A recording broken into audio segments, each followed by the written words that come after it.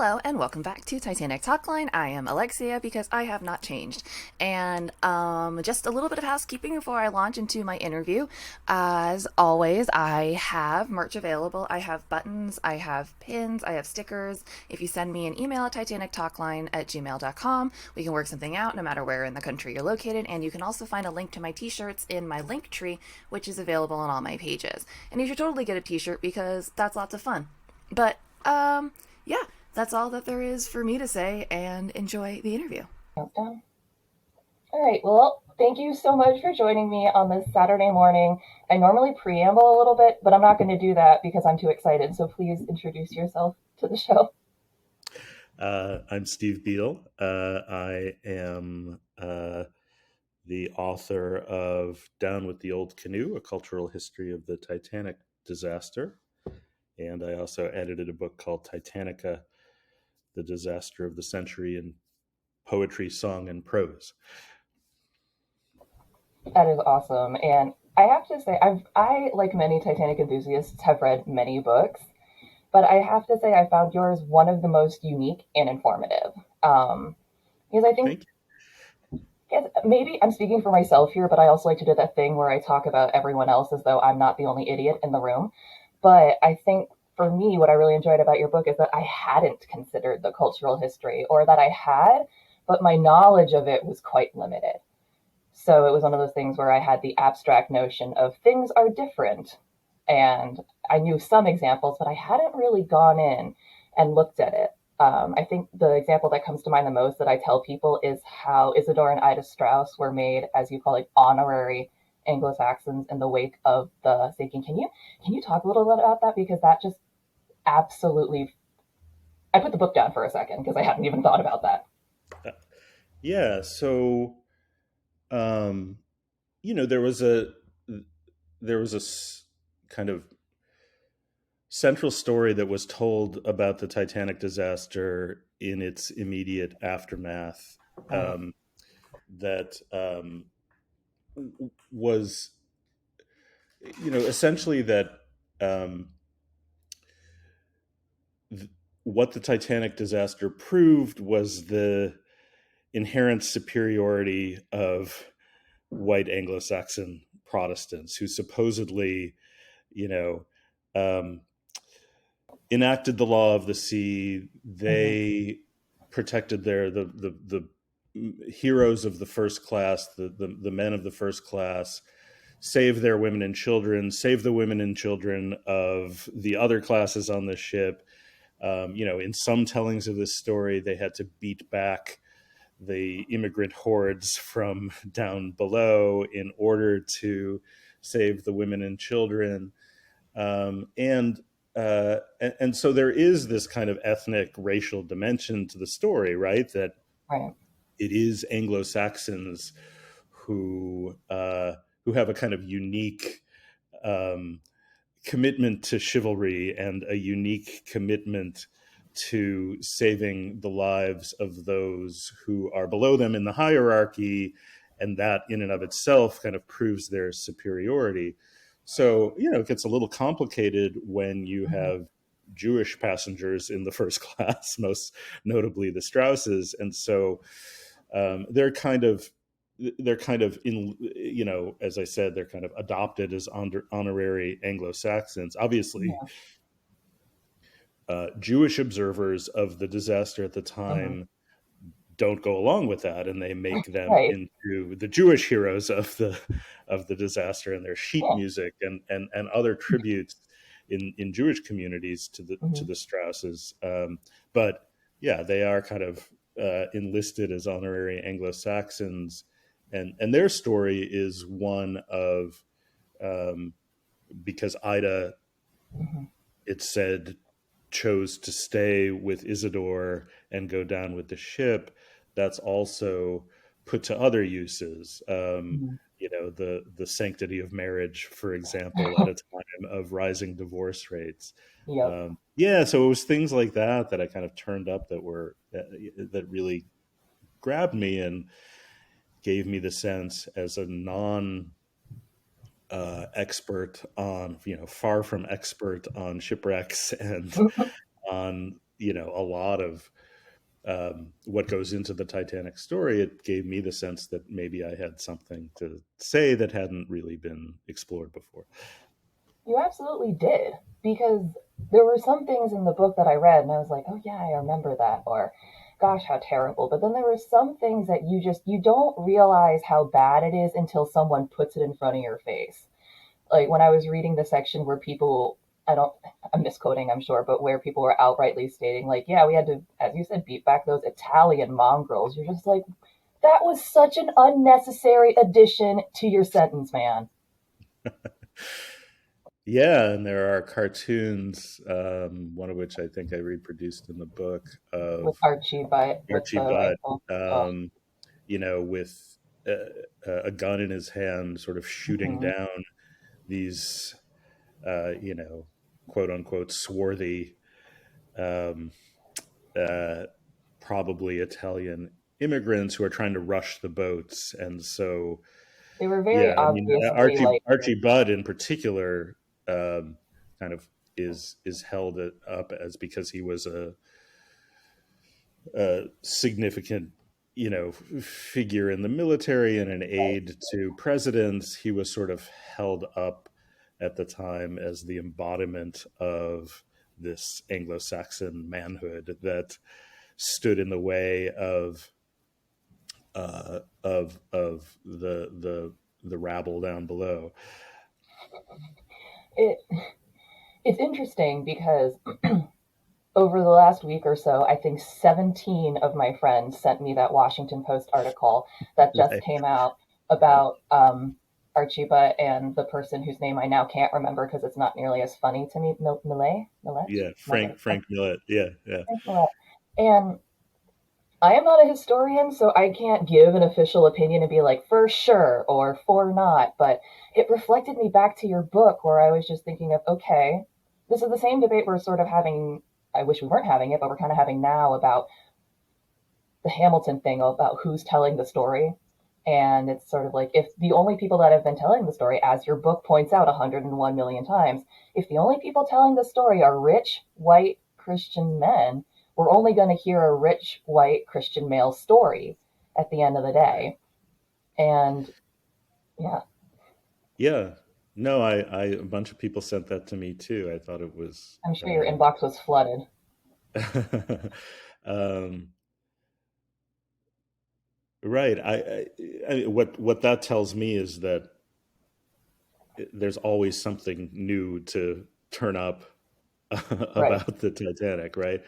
Yeah. Um, yeah, and what gets lost in the sort of mythic version of the disaster that spun out in Mm-hmm. 1912 and its aftermath, what gets lost often are the real people behind this, Yeah. and um, I think the story about Archie Butt that came out, I think it came out a few years ago with Richard Davenport Hines, but the Post Mm-hmm. for some reason kind of picked it up recently, is that um, the real stories are a lot more interesting than the Yeah, mythic stories in a lot of cases, right? they really are. I'd in a way, because I'd written about it in this way, I sort of associated Archie Butt with the story, of what at the time was touted as his heroism in in beating back the the steerage hordes, but uh, you know, uh, you read about a complicated life, and it just makes it a lot more interesting. Yeah. And I talked recently to Angela Harris, who is niece by marriage to one of the relations of their two brothers who were victims of the Titanic, the Paracchio brothers, who were servers in the first class a la carte restaurant. And it's just an example of two quote unquote little, because they weren't, big millionaires, people whose entire story literally got washed away for the longest time because there was no one there to bring their flag to the podium, per se. Right, and I think a lot of a lot of people who are engaged with the Titanic have done amazing work Mm-hmm.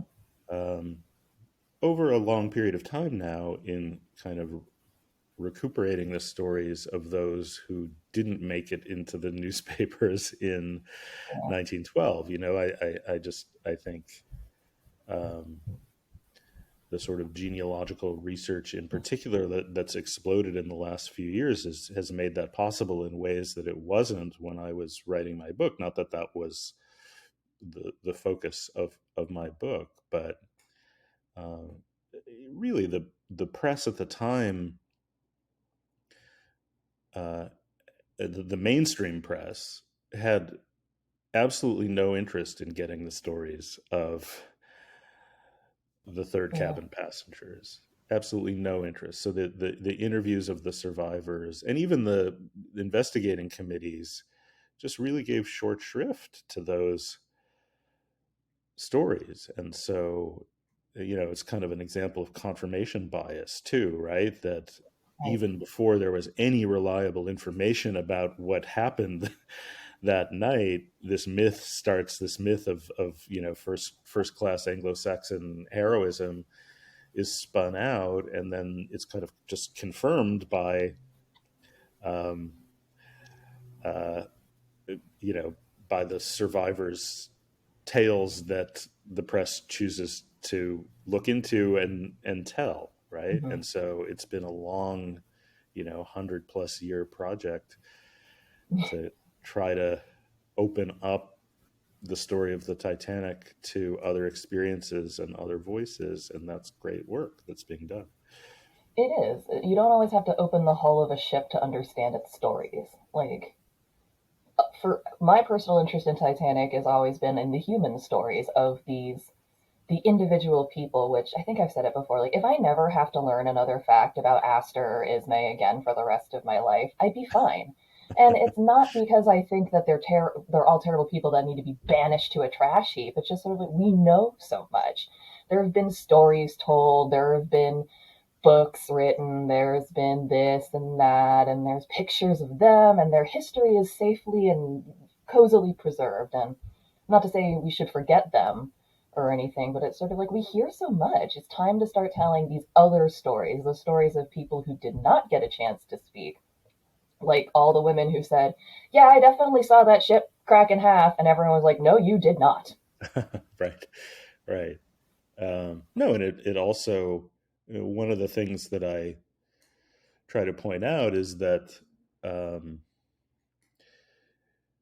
you know, those who are kind of challenging this myth at the time from various perspectives, um, including a feminist perspective, um, noted how uh, you know, especially in the early stages, getting into a lifeboat may have been uh, a more terrifying and brave act than than not, right? Right. Given um, um, and yeah, so it's not as if that myth went unchallenged at all at the time. It was Mm-hmm. significantly challenged at the Yeah. time, and um, you know, maybe because of limited resources, the immigrant press, the foreign language press in the U.S. or the socialist press, you know, wasn't able to do a especially thorough job of collecting the stories of those who were excluded from the sort of mainstream narrative of it. But they, you know, in the absence of that, I mean, they did some of that, but in the Mm-hmm. absence of that, they generated, you know, what I would say is their own counter narrative or even counter myth of where the real heroes of the Titanic were and what they did and how they acted. And um, you know, so the title of my book comes from a folk song from the Carolinas sung by the Dixon brothers, Mm-hmm. where uh, you know, contrary to Titanic generated a huge amount of music, right? Sheet music in particular. Um, most of which, kind of uh, articulates the same mainstream story about the Titanic, but folk songs do something very different. And that song in particular really grabbed me because it's really a fundamentalist Christian take on the Titanic, where there's no salvation, there's no heroism, it's God's judgment, right? It's God's Mm-hmm. judgment in particular on uh, the rich and famous of the first class, Mm-hmm. who, according to the Dixon brothers, have kind of strayed from the path of righteousness. And so I mean, in a way, it's part of a more general story about hubris, right? But it's a different kind of hubris. It's not Right. kind of technological hubris. It's about the arrogance and complacency and sin uh, of those first class passengers. I mean, there's a valid point to that, in that, in my opinion, in 2022, it's like someone tried to introduce me to the idea of an ethical billionaire, and I just kind of stared at them. Where it's like, don't come around me with oxymorons at 7 in the morning. But I think some of the criticism is valid, but again, it's not like saying, "Oh yeah, they all deserve to die that horrible, terrible death," because Right, right. No, that's. I mean, some of it is you kind of get where it's coming from. Hmm. Um, Oh yeah. the Lead Belly, the famous Lead Belly song, um, uh, you know, basically, celebrates the fact that, I mean, it's a made up story, but the idea behind the song is that the heavyweight champ Jack Johnson wanted to get on the Titanic and was denied passage, um, because of the racist captain. Mm. And so there's a kind of celebration at the end because Jack Johnson wasn't on board the Titanic, or Um, um, you know, the fabulous Titanic toasts, which were kind of proto rap, um, that circulated in Black communities, maybe from the time of the disaster itself, Probably. through the present, are about this stoker named Shine, right? Who this black stoker named Shine, who uh, who knows what's going on and recognizes what's going on before Mhm. anybody else. And when the first class passengers realize what's going on, they kind of plead with him to save their lives, and he basically says, "Fuck off! I'm, I'm saving myself." And at the end of there are many versions of this toast, but at the end of it, Is he he's just dancing a jig on the iceberg with both birds up at the yeah, end of the song? exactly. Well, depending on where the toast is, he's in New York, or he's in Los Angeles, or he's, and he's kind of gloating over the fact that he saved himself and all of these, all of the, the racist crew and captain and first class passengers, pleaded with him to save their hides, and he said no way. I So almost I mean, wanted to say, that's edgy, and it's yeah, that's a hot and take. it's very edgy, and it's very on one hand you're like,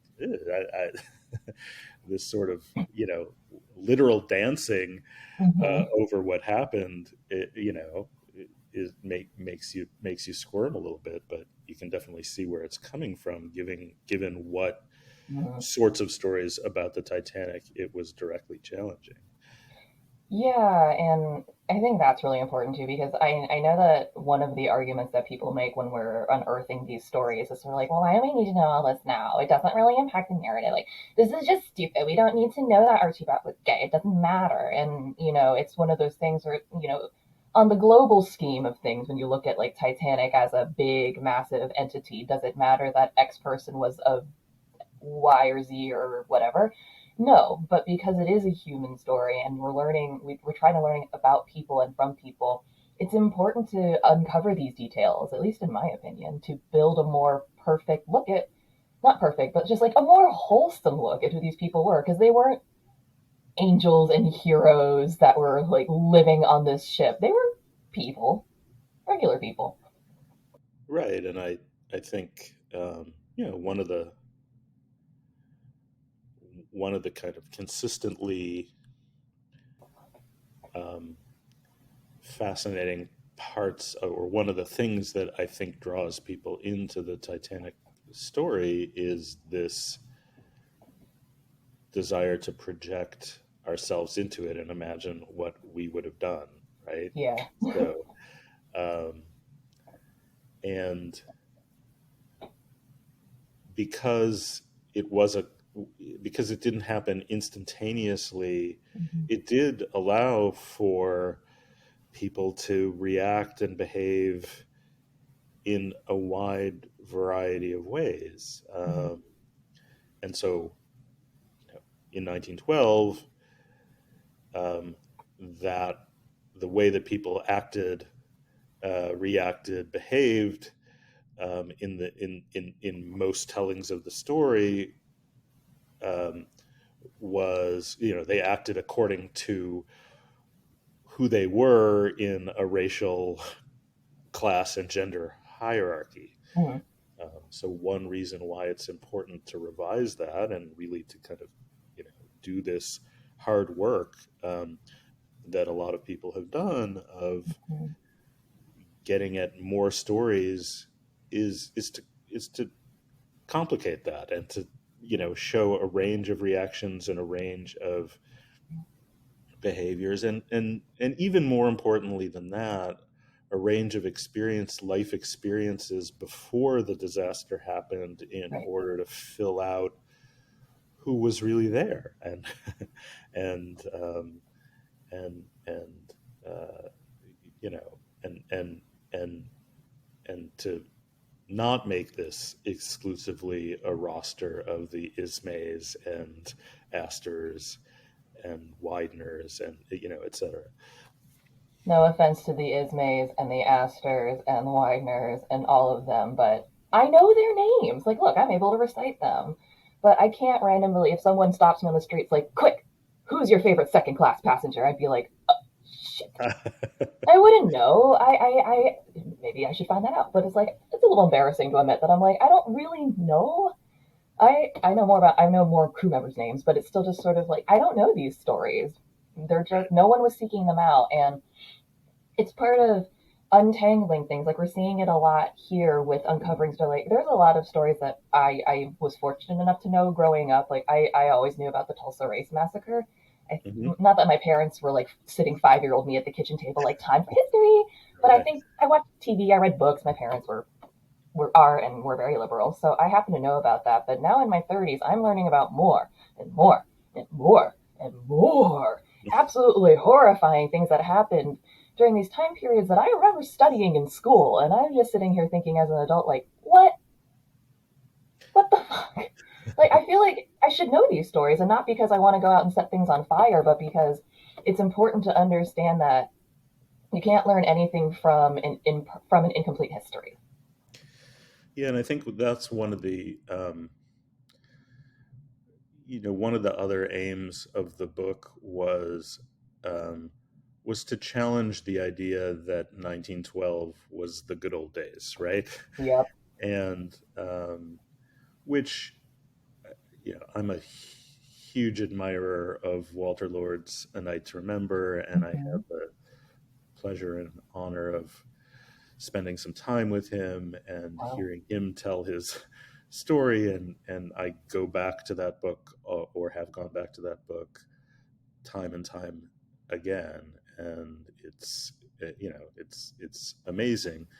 And on one hand, I kind of admire the kind of boldness of what he says toward the end of the book, which is that the Titanic marked the the end of, an innocent time, and and and on the other hand, I don't buy that nostalgic vision of Yeah. 1912 at all, and that's why I chose to start the book in the way that I do, which is to kind of tell the stories of other things that were happening at Mhm. exactly the same time as the Titanic disaster, and in what may strike some people as a provocative move to kind of start a book about the Titanic by writing about lynchings and by writing about labor strife and by writing about um, both suffrage protests and Mhm. the incredibly strong reaction to suffragism and feminism in 1912. It was Mhm. just it's true that it's before World War One, and Right, right, in that sense, it's a relatively peaceful time. But it's not a time of devoid of significant conflict and right. significant strife and significant issues, and all of that feeds into how the story of the Titanic was told in 1912, Mm. right? By both those uh, who articulated the kind of narrative um, of first class chivalry and heroism, and those who challenged that narrative. It reminds me a bit of people who bring up that they long for the good old days in the South, where it's like, all right, because back in the day, your family owned other people. You weren't the owned. I'm pretty sure that the people who were the owned would have a very different recap of that little time period. And it reminds me a little bit of that, where it's like, it very much depends on who you're asking. If you're asking, the daughter of a slave owner who's rich, if her life was good, she'd probably be like, yeah. You ask her maid, and that woman might beg for death immediately. It's just, whose narrative is being told. And if every narrative is being told by the Astors, the Guggenheims, et cetera, they're going to have a very different view of the world than literally everyone else. Absolutely, and which is why the um,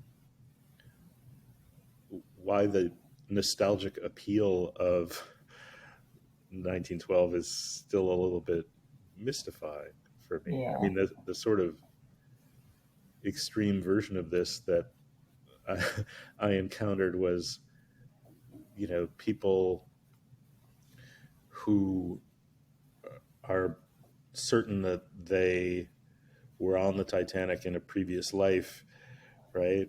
And those people are always,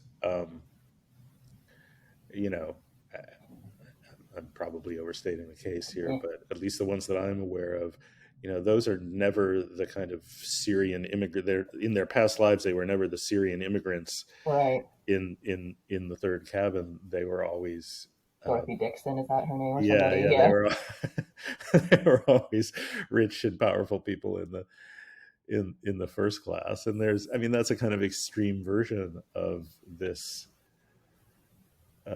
nostalgia. It's just weird. I mean, it's just weird to be nostalgic for a more rigid class system, among other things. That freaks me out. And I think that's also what freaks me out about what's happening in today's world, where you have people like freaking Marjorie Taylor Greene running around making insane statements and having conversations with other people who are equally balloony. And it's just like, what the hell is happening? Where she's not outrightly saying she's nostalgic for an old time, but she's definitely representative of those very restrictive values. And that's sort of like, why is that appealing to you? I don't understand. Well, the whole MAGA thing, right? Make America Great Again is so. Ugh, What is that? What period of time is that looking back to, and what? uh, slavery. yeah. Well, right, and They uh, won't say it, but that's that. yeah. So yeah, I mean, I get the appeal of nostalgia, but I also, in in this case, in the case of the Titanic in particular, I think there are some I think being drawn to it out of a sense of nostalgia uh, involves some unexamined assumptions about what that imagined past that that you're nostalgic for Mm-hmm. was, and what you're excluding, and what you're glossing over about that past. Right. It's the argument where people are like, yeah, some people, some black people have white ancestors. It's like, do you know how that happened, friend? Right, right, Wasn't a choice, right, right. but it's yeah, it's always curious to me where it's like I can see being nostalgic for certain things, like oh, I wish we still dressed that way. Okay. Yeah, and that's no, that's a good point, and that's a lot. That's definitely a lot of it. It's not really that a lot of people are, nostalgic for um, a time where it was, the kind of go-to story to celebrate Anglo Saxons and to, Mhm. denigrate um, uh, the swarthy people in the third class. I think a lot of the nostalgia is just for the glamour of the ship and the um, um, yeah, and that's what the Cameron film does so well. It sort of, even though it's a little bit more complicated on the nostalgia issue, it's it's so, for so many people when that came out, it kind of made so vivid the luxury and the splendor of the ship and the dress and all of that, even though ultimately it comes down on the side of, this was an oppressive this was an oppressive world. Yeah. I think that's important to remember. I mean, because it does build a lot of context into things that you just never considered, such as it's almost unfathomable now to think that if a cruise ship was going down, we would barricade certain people in certain places. We're like, sorry, you're not human enough to go up yet. We just need to wait. You Right. couldn't do that, but there was so much more visible divides where certain behavior was like okay simply because of the notions of the time. You were just able to say things. Like in your book, you even bring up that there was a sentiment for some people. It's like, it's really a shame that some of these, urchins were saved when we really should have saved some of those men with money and intellect. They'll do something for this world. Yeah, exactly. And the idea that,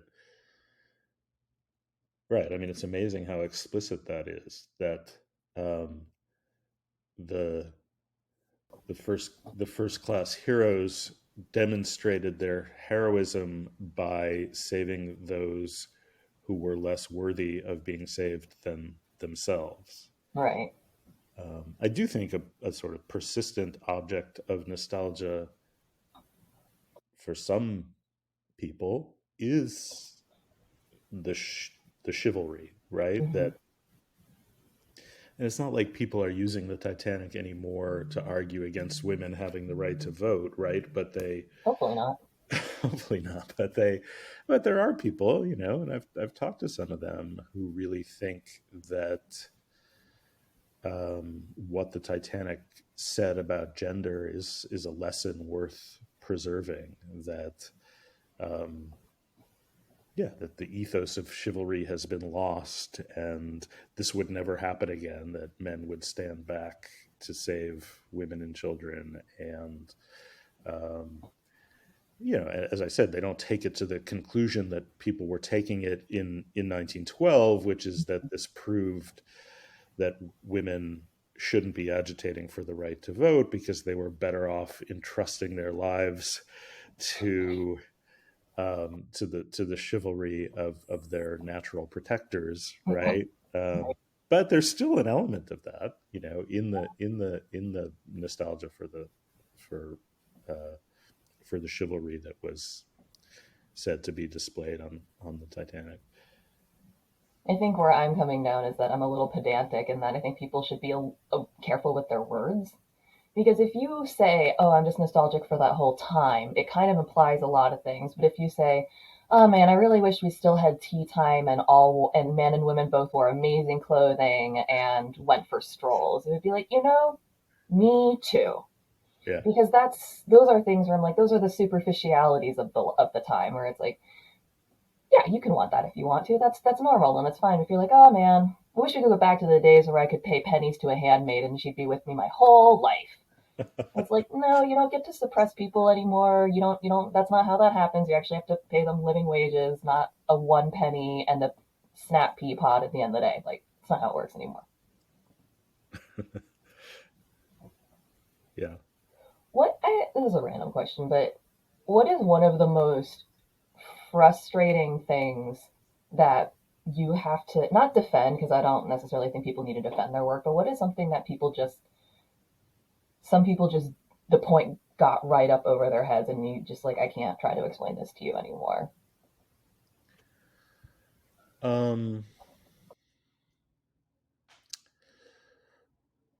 well, in some of the reviews when the book, or one review in particular, when the book came out, Mm-hmm.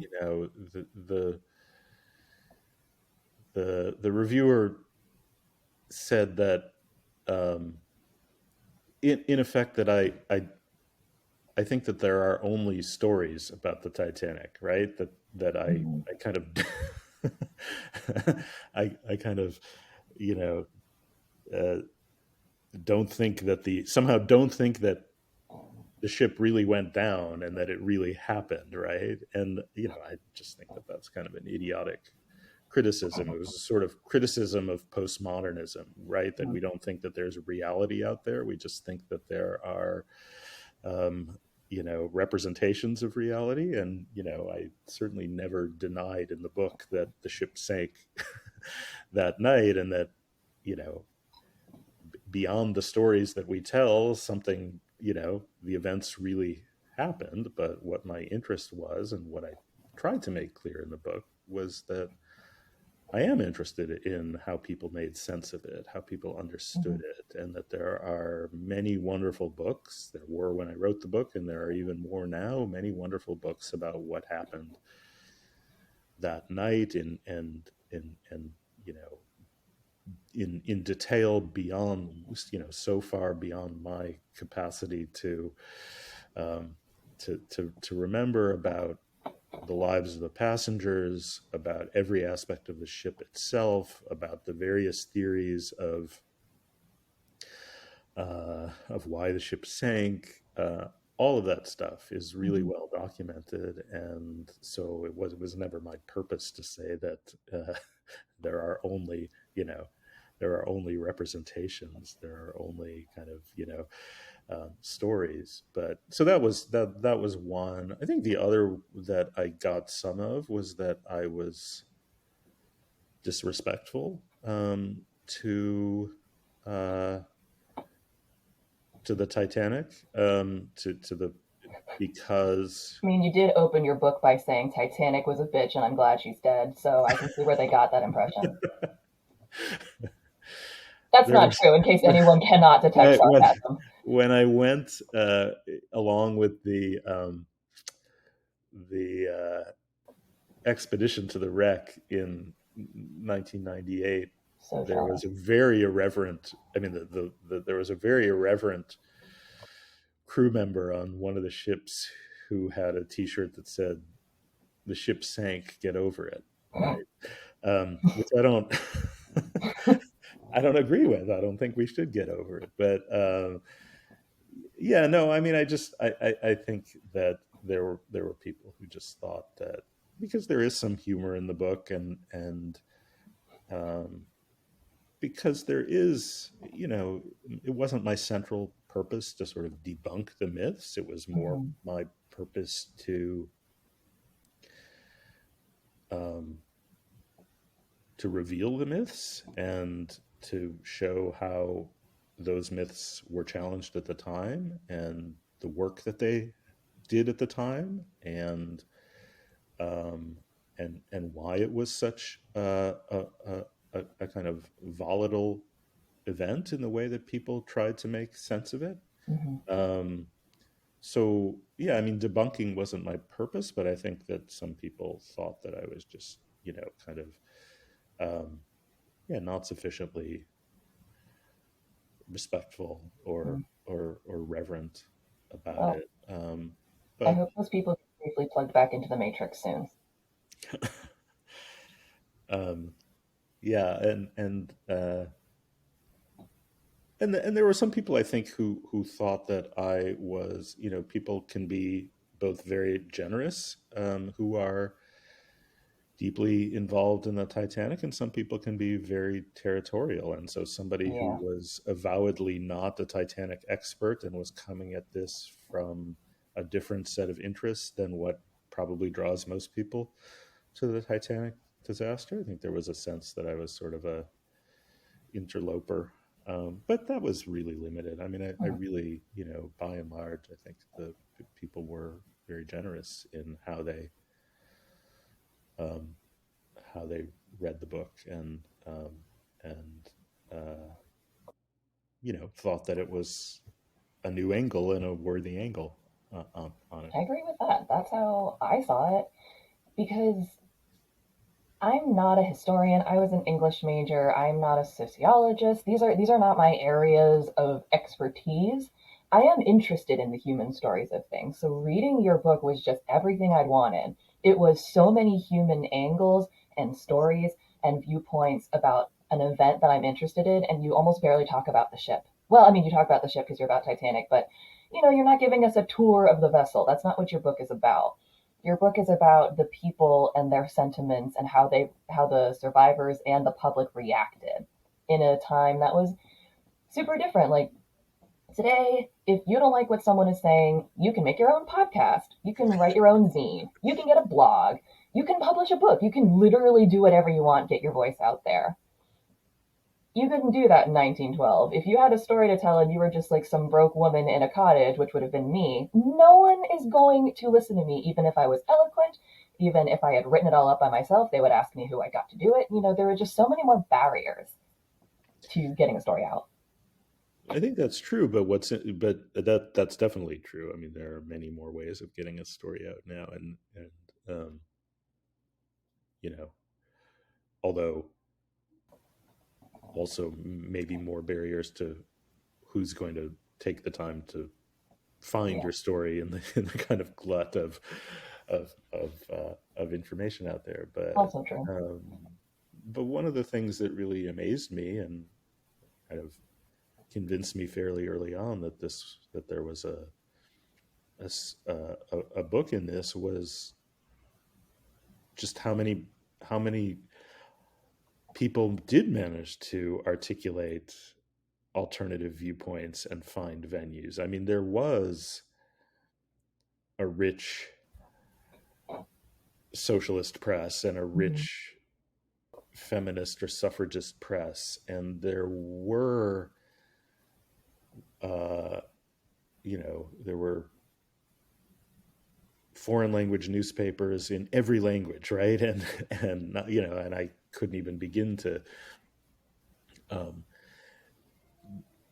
engage with all of them or get people to translate all of them, but Right. I was able to get a pretty good sampling. So, um, once you see what the kind of Finnish socialist press is saying about the Titanic, you're finding that people had other ways of telling other stories about the disaster, and it's not just in kind of printed materials, as I said, in kind of oral materials, folk music, um, poetry, toasts. Um, there's this other vein Mm-hmm.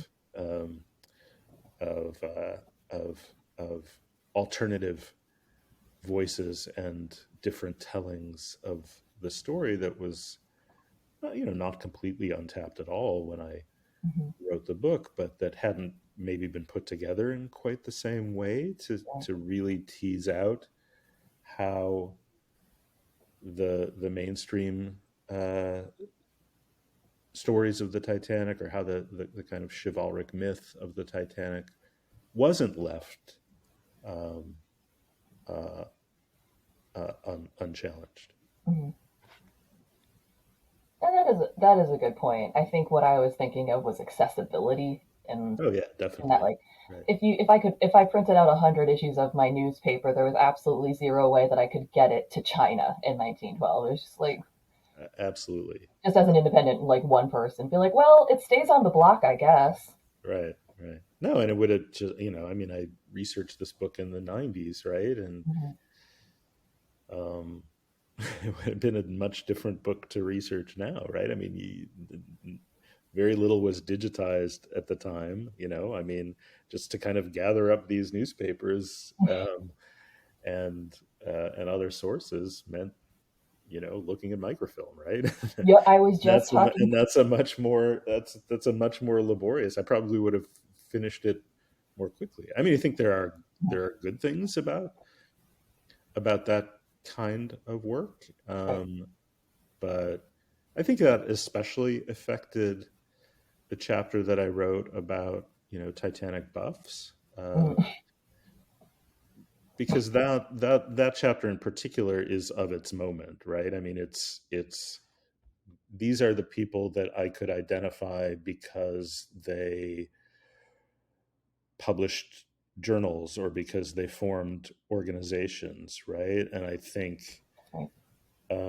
first of all, I think the the Cameron movie totally blew open the world of Titanic, Yes, yes, it um, did.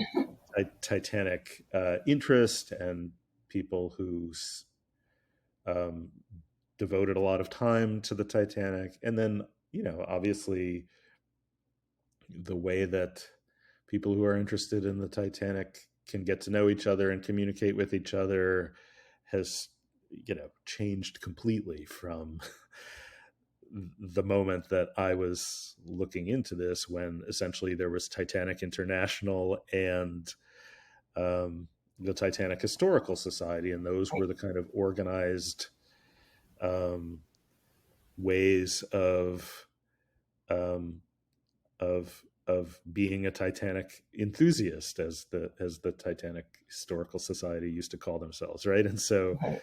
um, and their publications were the way that people got their research about the Titanic out into the world if they weren't able to, write books themselves. So yeah, it was just a Mhm. much different kind of landscape back then.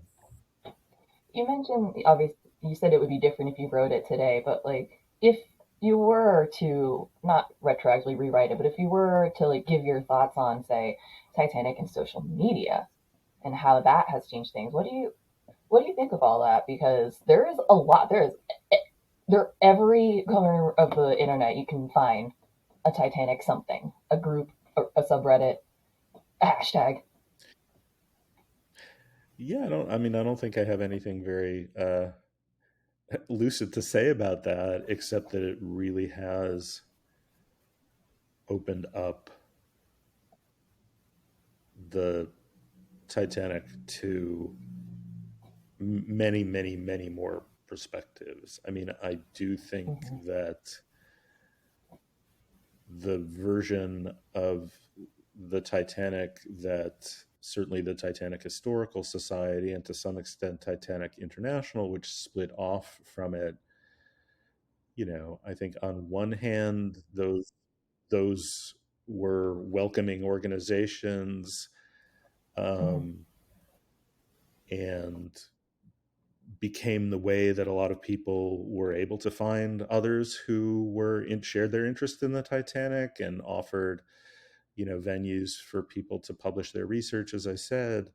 Um, but they were also limited in a lot of ways, and I think that there were Right. certain dominant voices in those communities, and in who published books about the Titanic and what their interest was in the Titanic. And I absolutely think that the internet and social media have thrown that wide open for, and podcasts as well, of course, have Mhm. opened up um, the the the range of voices who are able to participate in the discussion, and just kind of proliferated different Titanic communities. There were basically these two main Mhm. Titanic communities out there, and as you said, now there are it's all over the place. There's so many. There is, as with any community, there's gatekeeping in its own way, and that's always fascinating to me to see people having an argument about why are you posting that? Why are you even here? It's like, could you stop, please? Yeah, no, I mean, I'm sure the gatekeeping is still there, It's wild. uh, which is a sign of how passionate people are about it, right? That's true. There are some uh, there are some things that people want to hear about the Titanic, and some things that people don't want to hear about the Titanic, and but the positive side of that is that, yeah, I mean, uh, gatekeeping is never good, but No. kind of passionate adherence to views, is what makes historical research work, right? And Right. as long as people are willing to engage with others about these things. But that's the opposite of gatekeeping, right? Yeah. Gatekeeping is, no, we don't want your views, or we don't want your perspective. I'm one of those people that came to Titanic via the Cameron film because at the time the movie came out, I was 8 years old. So for however long that movie was in the news up until I saw it, it was just in the air. You couldn't escape it. It was on the radio, it was on TV, and it was in the papers. It was just Titanic, Titanic, Titanic. So even though I think I'd read about it in a book once, it was just all of a sudden it was like Titanic, Titanic. What is Titanic? And then I went to go see the movie, and it was colorful and vivid, and they were, it was beautiful. Even as a child, I was able to be like, "That's a pretty movie. That's pretty." And even I could tell, it's like there's a lot of work that went into making that thing. I don't know how they did that, but that was impressive. And that's initially what caught my interest, was because at 8 years old, I was seeing a historical event being presented in a present way. These are like actors I recognize. The quality of the picture was good. It wasn't black and white. The sound wasn't hard to understand. It was all done in a modern way where it's like I can literally see, I can see it, get it. And that got me into it. So I think I get a little frustrated with some of the gatekeeping because it's like if the film hadn't come out, whether you hate it or not, about half the people who are currently into Titanic may not have become interested in Titanic simply because that door would have never opened up. Yeah, I mean, the movie was, I had the um, just the good dumb luck of having a book come out just before the movie came out. There was no intention behind that at all, but yeah, I've sort of mixed feelings about the movie. I have some criticisms of it, but I can't complain too much about it, So, because anything Titanic related just sort of got a boost yeah. from that. And going back to what we were talking about a minute ago, I think Mhm. it absolutely opened up the world of um, Titanic to people who might have felt excluded Mhm. before, right? I think women and girls in particular um, were were kind of galvanized into becoming Titanic historians by that, in ways that they might not have been before. And whether that's Mhm. because of Leonardo DiCaprio, that's fine, right? I mean, Yeah. it's it's uh, and at this point, I think it's impossible for anybody, including me, who came to the Titanic before Mhm. the movie, to sort of see the disaster Yeah. without seeing it in some sense through those stunning images uh, It is well done. from the Cameron movie. And I do think the movie did it was the anti Night to Remember in some ways, right? Because the story of Rose is a story of um, how oppressive things were Yeah, for um, for a woman like her in even a woman of 1912. privilege. Yeah, I mean the way that she's sort of liberated is a little bit strange, I think, but And the most people don't have a chance to be liberated by pushing the corpse of their lover to the bottom of the Atlantic Ocean. I think that's a very rare one. yeah, exactly. As he's wearing handcuffs, it's almost like symbolism. It's just, Right, right. I hope that never happens to me. Yeah, it's not a great way to be liberated, no. Um, but yeah, I think uh, I think most of all that really did sort of open up the world of fascination with the Titanic in new ways, and it was, you know, and it hasn't stopped since then. Yeah. Part of Rose's appeal for me was that I kind of saw myself in her in a little way, not because I was rebellious, but because I'm neurodivergent. And it was like, I'm the kind of person that would say stuff at lunch. I wouldn't even mean it spitefully, but I would have just probably said what she said to Ismay just because I was like, oh, right. But it's the same sort of thing where I'm like, I don't always fit in. I get where she's coming from, and it's frustrating. So I liked that about her, and that she was a little fiery, where she was like, I don't want to do this. And then the guy that she was into, he wasn't negging her, he wasn't mean to her, he wasn't pretending that they didn't just spend an amazing like summer on the beach and then end up at the same school together and that he doesn't know who she is.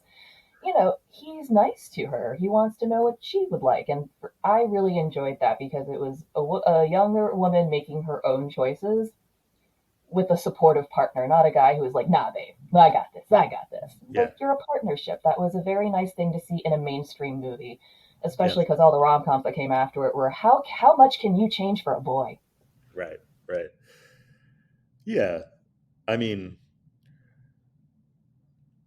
it helps that her fiance is, kind of a cartoonish villain, right? I mean, that he's just so awful that, As portrayed wonderfully by Billy Zane. yeah, yeah, His eye movements are fantastic. His eyebrows. It's amazing. Whole thing. those eyebrows are definitely memorable. Love it. What is It's obviously been a little while since you wrote your book. What is something that you've learned since then where you thought to yourself, I would have put that in there if I do that? That's a good question. I'm sure there's a lot, but Uh, well, in the first edition of the book, I think I made the statement that there were no black passengers on the Titanic, and that is not true. We subsequently, pretty soon after, mhm. found that out. I mean, I think even though I wasn't telling the stories of passengers per se, I was telling stories about the stories of the Right. passengers. I think, I'm sure that some of the some of the information that has come out about um, passengers who weren't talked about specifically at the time would have would have helped me a lot.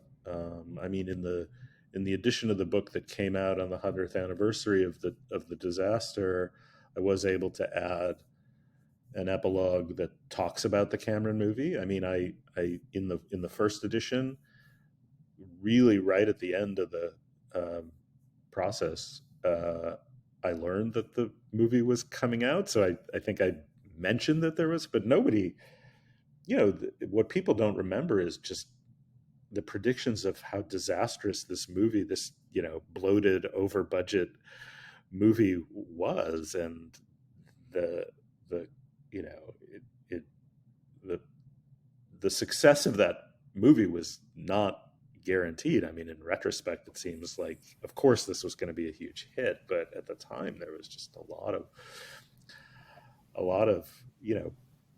uh, skepticism about it, right? But yeah, obviously, if the